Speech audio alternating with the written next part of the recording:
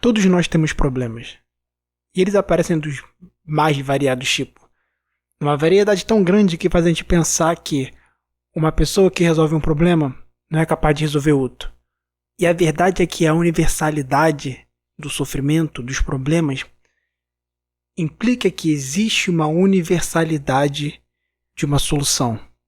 É claro que essa solução universal é uma solução genérica, mas ela está na base de tudo que é necessário.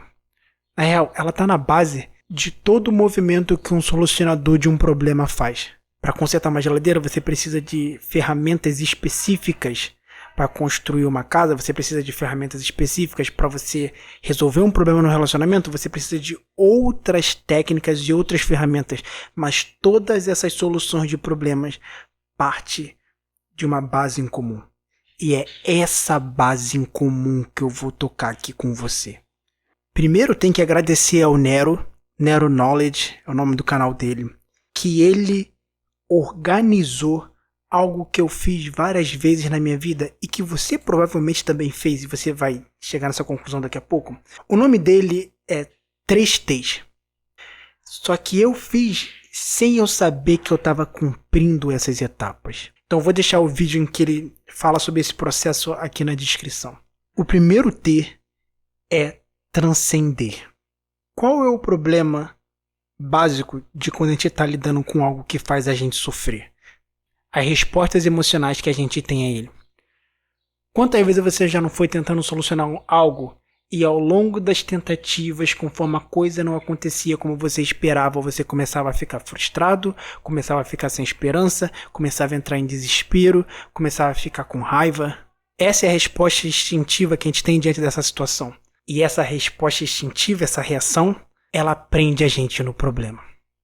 Quantas vezes você se viu frustrado diante de uma situação e cada vez só piorava? Parecia que a coisa não tinha solução. Você chega no ponto de você falar, tipo assim, é isso, acabou, não tem jeito, não tem como. Tipo, já era. E esse é o pensamento que você entra por conta dessas emoções, por conta dessa reatividade.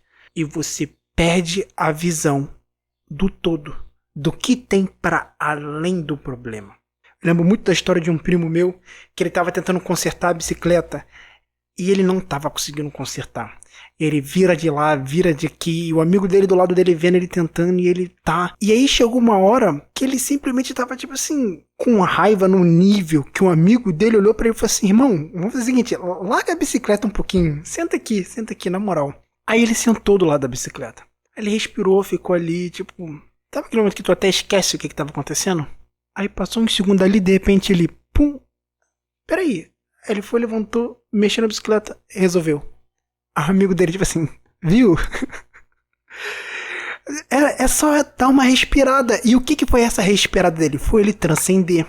Só que ele fez isso de uma forma muito inconsciente. Eu quero te mostrar como você faz isso de uma forma consciente. Transcender parte do entendimento de que esse problema, essa situação, é um pedaço de uma história maior.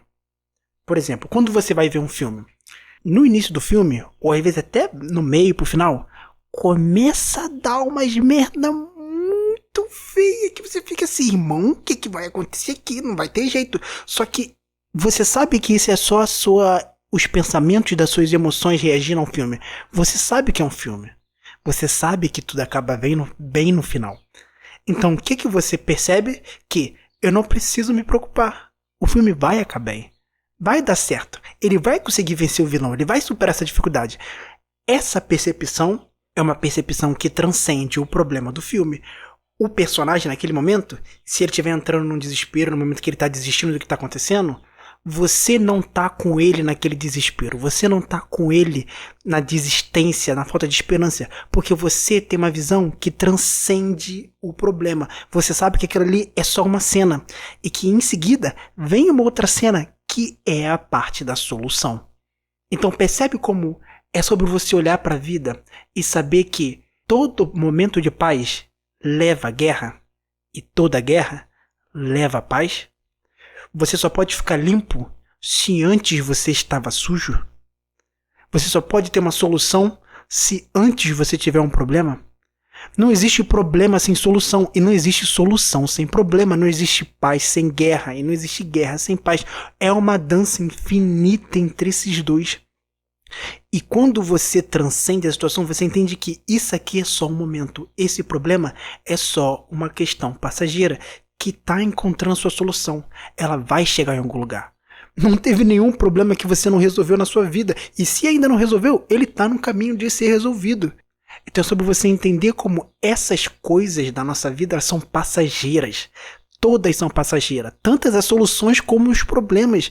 Então você permite que ela passe. Porque se você ficar apegado nas emoções que vêm com ela, você simplesmente está fazendo o que era algo passageiro virar algo permanente.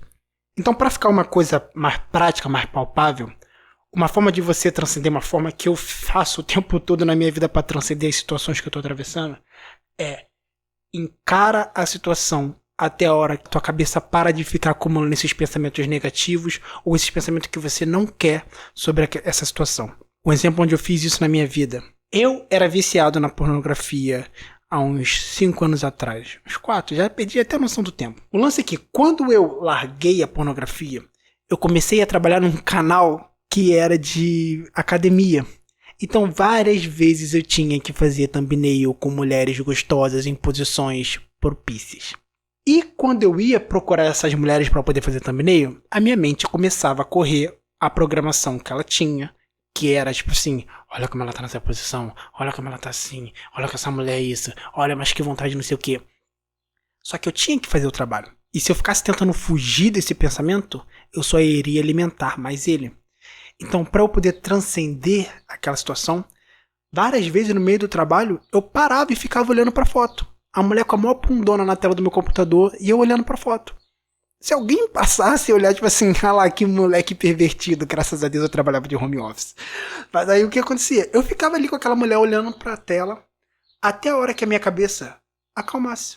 E os pensamentos de, olha como ela é isso, olha como ela é aquilo, olha que vontade disso, olha como isso dá propício para aquilo. Isso aí ia silenciando e acalmava. Às vezes eu ficava ali 10 minutos. Se eu tivesse ficado ali meia hora, uma hora, eu ficava ali meia hora, uma hora. Até a hora que a cabeça se tranquiliza. Porque uma vez que ela tranquiliza, você consegue encontrar esse ponto neutro. Então o que eu estava fazendo com a minha cabeça nesses momentos? Eu estava me colocando na posição de observador. Uma vez que eu paro e fico observando a sensação acontecendo enquanto eu estou vivendo aquele momento, o pensamento sai de mim e deixa de ser o meu pensamento, deixa de ser a minha sensação. E como ele está solto, da mesma forma que ele veio espontaneamente, ele começa a se dissolver espontaneamente, porque o observador, a posição do observador, é uma posição que não detém pensamento. Ela não detém sensações. Ela observa os pensamentos e as sensações acontecendo. E da mesma forma que elas vêm, elas vão. E você permite que elas passem quando você entra na posição do observador. E essa é a posição onde você transcende. Então agora a gente parte desse solo da transcendência que cria a base para o nosso segundo T. Que é? Ah, minha mente até esqueceu. Que é a transmutação. A transmutação é você tornar o que era o problema na solução. E para você transformar o problema na solução, a gente precisa entender algumas coisas sobre a realidade que a gente vive. A nossa realidade é dual. E o que quer dizer por dual? É todas essas duplas que eu acabei de citar e muitas outras mais. Que é o bonito, o feio, o fácil, o difícil, o certo, o errado, o rico e o pobre. E por essa dualidade cumprir um papel importante na nossa vida, a gente acredita que ela é a realidade final. Só que aqui a gente vai precisar ir além dessa visão rasa da realidade. Porque existe uma realidade além dessa realidade, entre aspas, que a gente acredita que é um mundo que tem coisas feias e coisas bonitas. Existe o certo e o errado. E onde eu quero ir com você é que quando a gente atravessa essa dualidade, a gente encontra uma unidade por trás delas. Porque no fundo, essas duplas, essas polaridades são uma coisa só. Um ótimo exemplo para você entender isso é H2O, água. Gelo e vapor são água. é o mesmo H2O. Só que eles são H2O em vibrações diferentes. É basicamente essa metáfora que você precisa ter em mente quando você olha pra algo e fala tipo assim, algo é difícil, algo é fácil, algo é bonito, algo é feio. Você tá olhando a mesma coisa, só que em polos diferentes. Você não consegue ter o bonito sem feio. Você não consegue ter o rico sem o pobre. Então eu espero que você entenda que eu tô tocando numa parte profunda da realidade. Tudo bem que essa dualidade é uma ilusão, só que ela é uma ilusão no sentido de que ela não é o que ela parece ser, que são duas coisas separadas. É nesse sentido que eu me refiro a ela como ilusão. Não estou querendo dizer que ela não existe. Ela existe, mas ela existe parecendo algo que ela não é.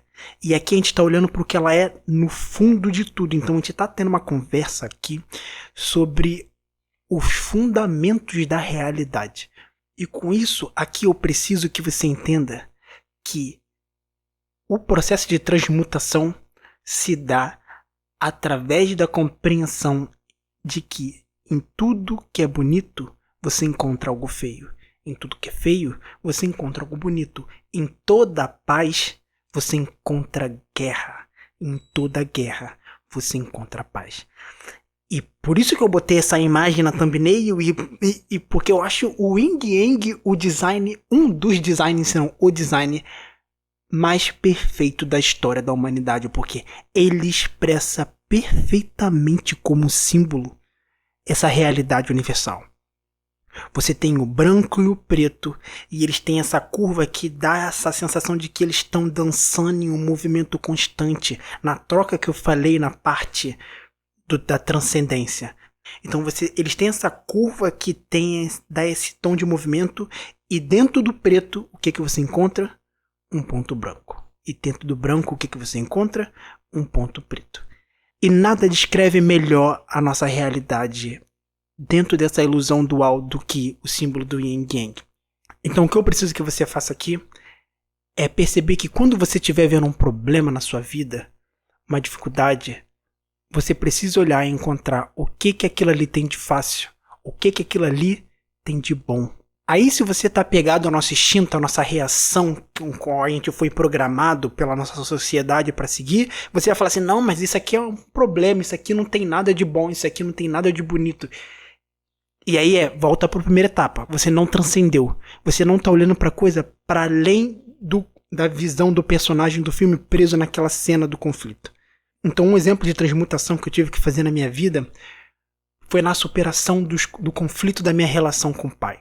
Que eu acho que é um dos nossos problemas básicos para a gente poder avançar no nosso crescimento. Eu tinha muita raiva do meu pai ser uma pessoa muito instável emocionalmente. Em algum momento, para superar isso, foi preciso eu olhar para meu pai e perceber, tipo assim, cara, o que eu aprendi com meu pai? Graças a ele ser instável emocionalmente, eu me tornei uma pessoa que buscava estabilidade emocional, que sabia ficar tranquilo quando o mundo estava desabando. Eu não entrava em desespero, começava a gritar, bater nas coisas e surto. Não, eu sabia ficar calmo e ver o tumulto acontecendo sem aquilo me arrastar como uma tsunami. Então, graças às reações emocionais dele, eu aprendi a ser uma pessoa muito racional. E tudo bem que isso converteu em alguns desafios na minha vida, mas essa racionalidade me permitiu ter a habilidade básica que fez eu me interessar por filosofia, fez eu me interessar por um monte de conhecimento que me permitiu hoje ter o canal, que me permitiu avançar na minha vida, que me permitiu entender outro ser humano, porque ao invés de reagir emocionalmente como meu pai, a minha rejeição a ele fez eu me comportar de uma forma diferente, que me deu habilidades para lidar com a vida que ele não tinha. Então eu fui olhando pra ele e falei assim, cara, ainda bem que meu pai é meu pai. Eu comecei a ficar feliz, eu comecei a ficar grato por ele ser meu pai.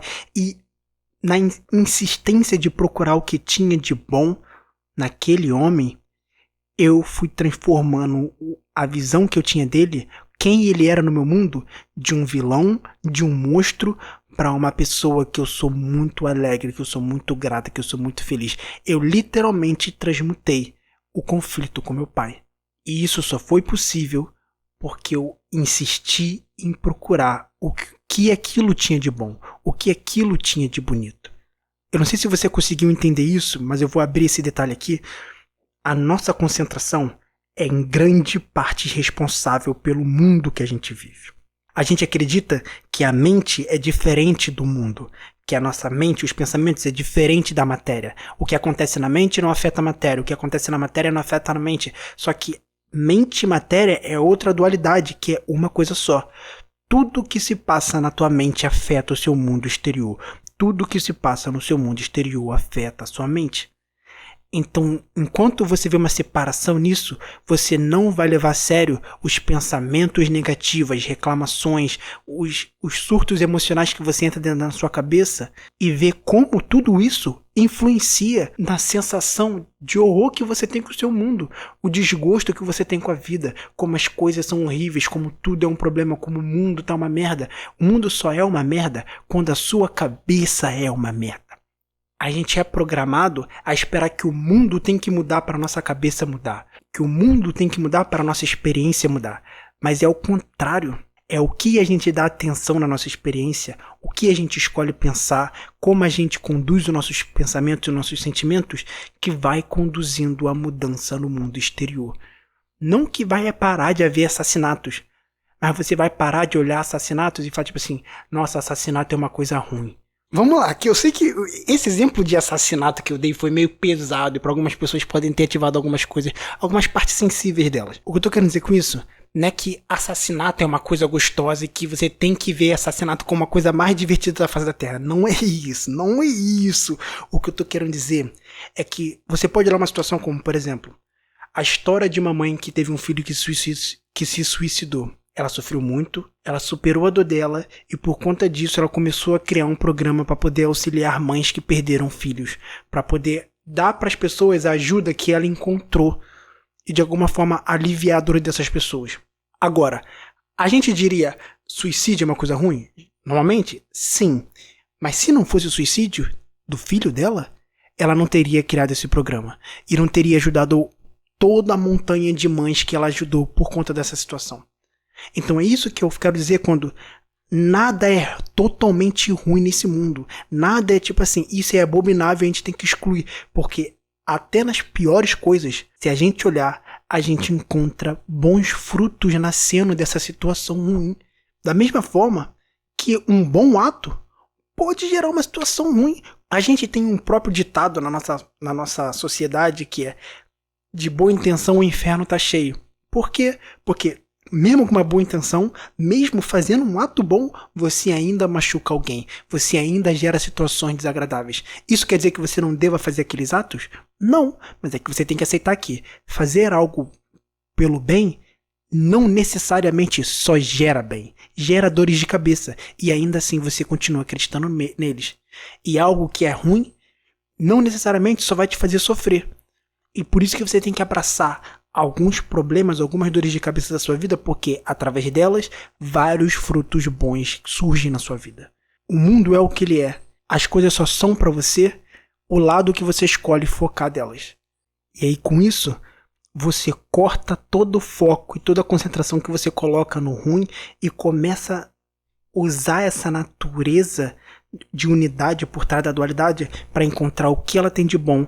E quanto mais a sua mente focar no que aquilo tem de bom, no que aquilo tem de positivo, no que aquilo agrega para a sua vida, como aquilo está te levando cada vez mais próximo para o que você quer realizar, mais você vê a vida te levando para onde você quer realizar. Mais você vê que o mundo não é uma coisa horrível. O mundo é o que ele é, mas a tua experiência dele é como você olha para ele que define se ele é o grande caos ou se ele é uma harmonia, uma dança e harmonia de coisas que são inevitáveis e são só o que poderiam ser. E aí, pela insistência, pela concentração no que aquilo tem de bom, eventualmente você transmuta aquilo. Você torna o que era difícil em fácil. Você torna o que era ruim em bom. E a sua vida começa a ser uma colheita de frutos. Você vê que tudo vem ao seu favor. E aí você chega no terceiro T, que é a transformação. A transformação é a solidificação do que foi fundamentado com a transcendência, construído com a transmutação e é finalizado, é concretizado com a transformação. Eu quero te perguntar uma coisa. a lagarta faz o que a borboleta faz? Você vai falar assim, mano, o que esse moleque tá falando? Pega a visão. A lagarta pode fazer o que a borboleta faz? Não. A lagarta é uma lagarta. Ela faz coisas de lagarta. Só quando ela se transforma em borboleta que ela pode fazer o que uma borboleta faz. Então, enquanto a lagarta pensa como lagarta, age como lagarta, se comporta como lagarta, ela é a merda de uma lagarta. Lagarta, eu vou trocar essa palavra tantas vezes aqui. Ela é uma lagarta. Enfim, para ela ser borboleta, ela tem que acessar a borboleta que ela tem no interior dela, porque quando ela começar a pensar como borboleta, agir como borboleta, ela se transforma na borboleta. Ela entra no casulo e eventualmente essa transformação se cristaliza, ela toma forma. O que isso quer dizer? Que a transformação que você quer na sua vida, ser a pessoa que não tem esse problema, ser a pessoa que não carrega esse sofrimento, demanda que você se torne essa pessoa primeiro para você não ter esse sofrimento. Na prática, o que isso quer dizer? Eu não queria ter o problema com meu pai, certo? Se eu continuasse olhando para o meu pai e me comportando como uma pessoa que tem o problema com meu pai, eu continuaria tendo problema com meu pai até hoje. Por quê? Porque eu estaria olhando pro meu pai e falando, olha como meu pai é irritante, olha como meu pai não tem nenhum controle emocional, olha como meu pai é ignorante, olha como meu pai não pensa antes de agir, olha como ele é impulsivo, olha como ele é isso, olha como é aquilo, olha como é que é aquilo. Aí eu ia ficar, o dia que meu pai mudar, aí eu não vou ter mais do que reclamar, não vou ter mais, precisar ficar pensando nisso. E não adianta. Uma vez que você cede a esse treinamento, a essa programação da reclamação, ela só te prende nela. É o que eu falei sobre a frustração, o desespero, a falta de esperança. Nada disso te leva para fora do seu problema. Tudo isso te prende dentro do seu problema. Eles são como uma cola. Para você sair da situação de desconforto que você não quer estar, você precisa largar esse sentimento. Você precisa largar essa programação da reclamação e perceber o que aquilo tem de bom. Então, quando eu comecei a pensar como alguém que não tinha um pai com problema, porque como o Marcos, que não tinha um pai desestabilizado emocional, pensaria? Ele não estaria olhando pro pai dele falando como o pai dele é desestabilizado emocionalmente. Ele estaria olhando pro pai dele pensando, mano, como meu pai tem essa característica positiva. Como graças a ele eu me tornei isso e isso assado. Ainda bem que eu tenho meu pai na minha vida por conta disso. E por conta desse hábito de procurar as coisas positivas, sem querer não, porque eu fiz isso de propósito, eu já tinha consciência do que eu estava fazendo, eu só não tinha a noção dessa etapa que eu estou dividindo com você aqui. Então eu acabei me tornando a pessoa que não tem um pai com esse problema todo. E é uma satisfação imensa eu poder ter a gratidão por ter meu pai na minha vida, com todos os defeitos que a minha cabeça pode num impulso apontar para ele, porque eu descobri o que aquilo tem de bom. E isso mudou minha experiência. Então eu tenho que ser grato pro Marcos, que insistiu em lutar contra a própria programação, insistir em ver o lado bom daquela situação, porque foi através daquele Marcos, pensando como borboleta, agindo como borboleta, insistindo que o comportamento dele deveria ser de uma borboleta, que hoje eu sou uma borboleta. Olha que lindo! As minhas asas batem e eu tenho gratidão pela vida e eu tô em paz porque eu fiz esse esforço, eu construí isso. Então, por mais contraditório que isso pareça, você consegue perceber a lógica, a ordem do mecanismo do universo que tem por trás disso tudo? Eu vou entrar em outro exemplo da minha vida onde eu atravessei esse processo sem eu saber que eu estava atravessando esse processo. E eu espero que você esteja conseguindo parar para pensar e perceber como você já fez isso na sua vida, porque é como eu falei no início, por mais que problemas diferentes requeiram habilidades diferentes para tratar eles na sua especificidade, todas essas habilidades se baseiam numa coisa fundamental, num princípio para solucionar o problema, que é essas etapas que eu dividi com você. Não tem ninguém que conseguiu construir um shape foda, que ficou tipo assim, meu corpo é uma merda, porque eu odeio meu corpo, e ficou reclamando do corpo porque como ele como mal, como tá tudo errado, como o meu corpo não funciona, como nada não sei o que. Em 2 anos depois essa pessoa tipo assim, gente, construí o shape do ano que vocês estão vendo e me invejam porque eu fiquei a vida toda reclamando de tudo, vivi sofrendo com meu corpo, vivi sem esperança com meu corpo, e tudo isso me levou a isso aqui. Não, mano. Todo mundo que tem um físico impressionante já tinha esse físico na sua cabeça antes de ter esse físico. Eles já pensavam como a pessoa que tinha um físico. Todo mundo que construiu riqueza no mundo já pensava como uma pessoa rica antes de ter o dinheiro. Essa conversa é usada muitas vezes, inclusive no vídeo do Nero, porque ele é um cara que fala muito sobre manifestação. Então, parece que é uma conversa sobre frufru, magia, olha como o mundo é mágico, você estala o dedo e tudo cai sobre os céus. E tipo assim, mano, isso parte de um fundamento muito sério sobre a nossa realidade. Isso é o estudo sobre como os mecanismos por baixo do mundo que a gente enxerga funcionam. Isso não é mágica. Você pode tratar como mágica. É até uma visão importante você entender isso como mágica, porque te dá uma compreensão mais profunda do que está acontecendo. Mas perceber que o que a gente considera mágica não é algo sobrenatural. É algo que está nas nossas mãos no dia a dia. A gente está o tempo todo criando essa mágica. A gente está o tempo todo criando essas coisas que as pessoas olham e falam tipo assim, mano, isso aqui foi um milagre. E a real é que a percepção do milagre parte em partes da falta de compreensão de como o mundo funciona. Mas ao mesmo tempo de quando você vai se aprofundando nessa compreensão, você vai compreendendo como isso realmente é um milagre também. Mas eu não quero entrar nessa discussão, nessa questão verbal aqui agora. Olha a sua vida. Olha o que você já resolveu. O que você não resolveu? Que você não precisou mudar a sua cabeça primeiro, antes do problema sumir. Eu tive isso com um trauma meu. Eu tinha um medo enorme de cachorro. Eu até dividi isso nos vídeos do TikTok, onde eu fui atacado por um cachorro da minha tia, e aquilo me deixou com medo de cachorro enorme. E a partir dali eu vivi falando pra todo mundo, porque eu tenho medo de cachorro, eu tenho um trauma de cachorro. Eu ia na casa de alguém, teu cachorro tá solto? Ah não, prende teu cachorro aí, porque eu tenho um trauma de cachorro, eu tenho medo de cachorro, não sei o que, cachorro. Eu vivia nessa história. E até o momento que eu olhei pra minha vida, eu falei assim, mano, chega, tipo, eu tô andando na rua, eu atravesso a rua pro outro lado porque tem um cachorro na calçada. Eu vivo aterrorizado, eu não quero ficar vivendo sob essa condição não. Então eu comecei a botar em prática tudo que eu sabia sobre como ser uma pessoa que não tinha medo de cachorro. Na época eu não pensei dessa forma. Eu só pensei que o cachorro reage assim se eu reage assado. Então eu tenho que mudar meu comportamento. Eu tenho que andar reto, eu tenho que manter minha postura, manter confiante. Se ele avançar em cima de mim, eu mantenho firme, eu não corro. E aí, pela insistência consciente de qual é o comportamento que eu tenho que ter para não ter problema com o cachorro, eu acabei sem querer me comportando como alguém que não tinha medo de cachorro, que eventualmente me levou a superar minha preocupação com o cachorro.